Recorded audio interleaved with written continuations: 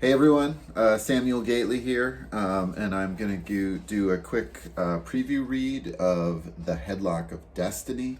It's the first book of the Titan Wars series, which imagines a world in which Titans, these incredibly strong and powerful beings, fight in the middle of crowds for everyone's amusement. And it bears quite a resemblance to pro wrestling and draws from a lot of pro wrestling tropes. And, it's intended to be kind of a fun and humorous, but also, epic adventure with some heart in it. And with all that, I'll get started right here. I'll read a few pages from chapter 1 of The Headlock of Destiny. An excited crowd had gathered in the modest arena on the outskirts of Shelby for one of the Uplands regional matches. The afternoon sun beat down on rickety, tiered wooden benches. The men and women, mostly drunk, who occupied them surrounded the ring. Two Titans warmed up and stretched in their corners, preparing for what should be a mismatch. At least Larvell Winslow hoped it would be. It seemed as though everyone in the crowd was more excited about the match than Larvell, which was not unusual. He spat nervously onto the floor of the private executive box that sat behind and above the bleachers, and he glared off his neighbors. The introductions had almost finished, and the Titans were squared off in the ring below. Everyone else could go ahead and be thrilled at the sunny day, bearing just enough breeze to carry off the heat and stench from the gathered masses. Larvell wanted this over and done. His gut churned. That was his Titan down there, and the only good one he had. Larvell was a thin, dark-skinned man who prided himself on his style. He wore a white-brimmed hat that matched his suit of expensive Valley of Sevens cotton. Even in the private boxes, packed with the most important people on this side of the uplands, he still stood out, and that was the way he liked it. It made it less likely the idiots who surrounded him would speak to him. He hated the fucking regional matches. With the Headlock of Destiny tournament just a week away, his only goal was to make sure his Titan made it there intact. When Larvell had been offered the job as the head of the Uplands Wrestling Coalition, he hadn't realized quite what an enormous ass ache it would be. It was the highest position a promoter or manager, really anyone in the business who wasn't himself a Titan, could land in the Uplands. The pay was good, and the idea of standing in private boxes and getting greased by locals had sounded enticing at the time. The Uplands had had a strong showing at recent tournaments, mostly due to the presence of Owen Grit, the Titan who was right now flexing his muscles for the crowd below. With Owen firmly on board for the Uplands, it looked like a good deal. Larvell took the job. Unfortunately, there was always someone up the chain.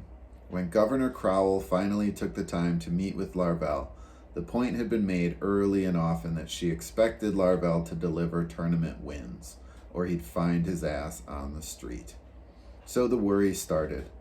Each non-tournament match ground down his nerves. He could barely watch the tournament matches, never mind this regional garbage. Even now, he could feel the eyes of the others in the box. The mayor and local promoters didn't hold any weight, but a party had traveled from Rockton, the capital city of the Uplands, for the late-stage regional, and among them was a quiet duo standing dour-faced at the edge of the gathering, who reported directly to the governor. Larvell spat again and looked out over the ring where the Titans waited for the bell. Owen Grit was a little larger than average for a Titan. His enormous shoulders rumbled out wide and tapered down to a thin waist.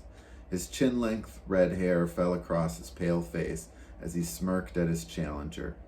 Grit was an expert tactician. He'd grown up in a family of Titans, a rare occurrence in the open nations, that had learned the sport from infancy. It was that or starve, stampeded under the feet of his older brothers and cousins. There were bigger Titans, and there were faster Titans, but Owen made the most of his size and strength. He had notched up numerous tournament victories. At the last Headlock of Destiny tournament, he'd made the round of 8 before being brutalized by the Land Shaker, and the solid showing for the Uplands meant Larvell had had 2 blissful weeks free of the agonizing uncertainty that dominated his life. If only the last go-round's results mattered this time, but they didn't. Every year the new tournament bracket was set, the clock started over, and Larvel's ass was back on the line. Across from Owen, his challenger shambled into a fighting stance. Gollum Jones was an ugly titan with long limbs and thick, clumsy features, all wrapped in flaky skin of gray and pink. The bright sun did him no favors. Rumor put the titan as the son of the old wrestler Axeman Goreth. According to said rumor, a sorcerer of dubious sanity had created a female Gollum, molded with extra clay in the parts that would catch the eye of a titan. He sent this animated creation to a tournament in Erdesta. Axeman took the bait and, with the usual tenacity of a titan, his seed took hold. The Gollum returned to the sorcerer. The sorcerer had hoped the resulting offspring, which came out a chalky mix of clay and flesh, would show the same obedience as his Gollum. It had worked that way for a time, as the growing Gollum Jones took direction from the only father he knew. But soon after coming into his strength, he tired of playing bodyguard and servant to the sorcerer. So he twisted off his master's head and set out for the nearest tavern in search of a manager. The wrestling career he launched that day was enviable. Gollum Jones even fought in the Headlock once. He didn't win, of course. He was always a little too slow and deliberate, always having the look in his blank eyes as though waiting for someone else to tell him what to do. Still, he'd had strength, endurance, and a single-minded drive to crush his opponent. Then time drew on as it always did, and the Gollum grew old and crusty. Now he left clay crumblings with every step as he marched between shitty regional matches, shedding more of himself with each passing day. Larvel might have been tempted to feel sad for the Titan if he hadn't been renowned as one of the dirtiest fighters of his era. Now Larvel just wanted Owen to put him down, and quickly. The bell pealed out over the crowd, and the Titans closed on each other. Owen wasted no time establishing an upper hand. He twisted out of a grapple and ducked behind Gollum Jones. Then he locked his massive arms around Jones's chest, hoisted him up in the air, twisted, slammed him down on the mat, and landed his full weight on top of him. Gollum Jones roared in anger and flung his elbows at Owen's head, missing as he extracted himself. Owen jumped up but didn't retreat far. Jones was only halfway to his feet when Owen came thundering back with a drop kick that sent Jones to the edge of the ring. But Jones bounced off the ropes while Owen was still on the mat and pounced on Owen, roaring, snarling, and punching at anything and everything. The Titans toiled in a squirming mass. Larvel rolled his eyes. He'd known this would be an ugly fight. It looked as though Gollum Jones had already shed a few fingers onto the mat. Owen would get this mess under control soon, but that didn't stop Larvel from fretting. One of the liaisons from Rockton stepped next to him at the railing and gestured at Gollum Jones, who had just been driven back by Owen's fists. Who'd he clear out to get here? Larvel kept his voice low as he answered, sliding his white-brimmed hat into his hands as he did so. Even with worry gnawing at his gut, he wasn't foolish enough to be overheard insulting a local favorite within earshot of the mayor. Jones beat a couple other contenders, barely Titans, and he's not much better, practically falling apart out there. He shouldn't be in the ring with Owen. Regionals are a waste of damn time, this year especially. Governor Crowell and most of the bureaucrats down the chain understood that the Uplands, and Larvel by extension, could only send one Titan to the Headlock of Destiny. And this year, they only had one Titan who had a chance in hell of winning on behalf of their nation. That was Owen. Yet Larvel had been unable to get them to build any slack into the regional schedule. If anything, he was being pressed to trot his only asset around to every damn town large enough to hold a ring. The promoters loved it. The beer vendors loved it. Everybody loved it. Today. They wouldn't love it tomorrow when their only representation at the tournament was a bruised and battered Titan facing a slate of better prepared, pampered opponents. The Landshaker sure as shit wouldn't have more than one or two cakewalk matches in his run-up to the tournament. And mercy on them all if Owen got hurt. The drop-off in talent behind him, at least among any Titan who would champion the uplands, was severe. 2 years ago, the last of the Grit brothers had found another nation to fight for. Giant Tikwa had retired, then moved to an island for good measure. The other native Titans were nothing more than the usual meat to be ground up by anyone of reasonable talent. So it was Larvel's neck if Owen didn't make it to the tournament. If they lost him, they'd have to scour the region for some local sacrifice. That, or absorb the cost of hiring an outsider, who would then immediately be bribed to throw his first tournament match when they arrived in Empire City. Larvel tried to imagine Gollum Jones, whose slab-like face grew more and more frustrated as Owen continued to duck his slow advances, stepping into a tournament match with the likes of Scott Flawless, or Judge Cage, or Billy Blades. The Uplands contingent would be laughed out of Empire City. On his return, Larvel would be marched straight into the governor's office. She would take his house and everything else he owned and send him packing. Maybe let him keep his suit so he could wander out in the open nations with his hat in hand, searching for a new job.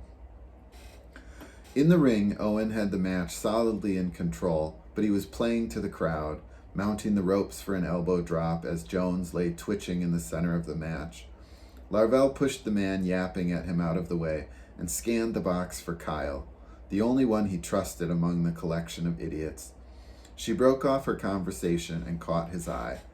She stood by his side a moment later. Larvel gestured toward the ring. "You told him to keep it short and safe, right?" Kyle nodded, her shoulder-length blonde hair bouncing. He was listening, but you know how he gets once he hears that crowd. As she looked off with concern on her face, Larvel's glance lingered on her a moment too long, his eyes running up and down her lithe frame. She was pretty, sometimes distractingly so when he should be focused on business, though the lines of worry around her eyes showed she wasn't new to the game, just like him. Larvel was sure Kyle worked for the governor, though he'd never gotten a straight answer from her. Whoever she worked for, it was abundantly clear that the tournament put her career and well-being on the line, just like his. She'd been around before him, and she materialized by his side a few weeks before the tournament every year. She would join the contingent as they traveled to Empire City and stay throughout the matches.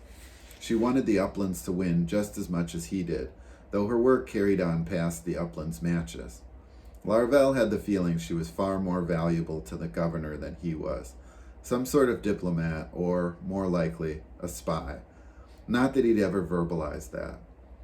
Larvel was no fool, unlike his Titan in the ring below, who had landed his elbow drop and was currently spinning Gollum Jones over his head, showering the front row of fans with clumps of dried clay. Whatever her role, she seemed to get the stakes. The Headlock of Destiny tournament had become far more than a chance to pit the Open Nation's best Titans against each other every year. The tournament had grown to shape international policy, trade agreements, everything. Nations that did well were rewarded with prosperity, economic investment, tourism. Nations that fared poorly invited disaster. In many ways, the tournament had come to replace the Titan Wars, which originally carved out the Open Nations borders, with a less costly substitute, all while preserving the pecking order. The largest nations, like the Vantages, the Valley of Sevens, and Dunham North, had the resources to consistently bring in the best talent. The 10th best Titan in the Valley of Sevens could easily throttle the best that smaller nations like Kohler and the Dust Bowl put up. The Uplands had avoided falling into that category of perennial losers through sheer luck. Sheer luck first named Grand Tikwa and then named Owen Grit. The crowd was cheering Owen on, the match reaching its dramatic peak, when Larvel felt a tiny pain in his gut, as though some part of him knew exactly what was coming. Gollum Jones was thrashing wildly, Owens was spinning rapidly, and Owen lost his grip. Rather than throwing Jones across the ring, Owen fumbled and dropped Jones, who twisted and landed with all his mass of muddy flesh on the side of Owen's bent knee. It folded up under the weight of both Titans, and a sickening crack was heard as far away as the executive box, before the renewed roars of the crowd swallowed it up. Gollum Jones leapt to his feet as Owen lay on the ground, thrashing in pain and holding his knee. Larvel clutched the railing of the box. Someone was talking to him, but he couldn't hear anything over the pounding blood in his ears. He couldn't move, couldn't breathe. At last he turned to Kyle to send her to find out how bad it was, but she was already gone. He scanned below him and saw a flash of blonde hair and a trim body sliding through the crowd as she raced toward the ring. Gollum Jones, oblivious or unconcerned, sealed the match with a kick to Owen's undefended face, laying him flat. As the referee verified the Titan was down, Jones rumbled around the ring, arms in the air. The Shelby crowd was going wild at the upset. They didn't understand what they'd done, how they may have fucked the entire Uplands by cheering this chump to a win. Owen was twitching on the mat, still clutching his knee. "When will you leave for the tournament?" one of the local politicians asked Larvel. His question was so out of place, so ill-timed that Larvel just stared at him, wide-eyed in disbelief. The box fell into an awkward silence, giving Larvel the chance to grip the railing in both hands and imagine what it would feel like to have his arms broken by the governor's bodyguards.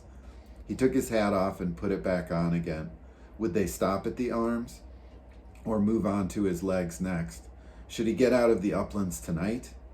Whatever he did next, no need to tip his hand. He plastered an unconvincing smile on his face as conversation resumed in the box. The locals were too excited about the unexpected upset to let one grouch hold them back from mimicking the revelry below them. Maybe Owen would be okay. Titans healed fast. Owen had been hurt before and come back. He'd dislocated a shoulder tossing Bear Hugger into a lake. He'd twinged his other knee in the cage fight with the Brute Squad. He might be okay. Some ice, a couple bottles of wine, an abrupt end to any lingering regionals on the schedule, and Larvel would find a way to get Gollum Jones disqualified. The governor would back him. They'd get Owen stood up. And then Kyle was back at his elbow, her expression grave, her normally bright and inviting face ashen. "We've got a huge problem," she said. So, that is chapter 1 of the Headlock of Destiny. I hope you enjoyed that preview read, and I hope you feel like checking it out. It's a lot of fun. Thank you.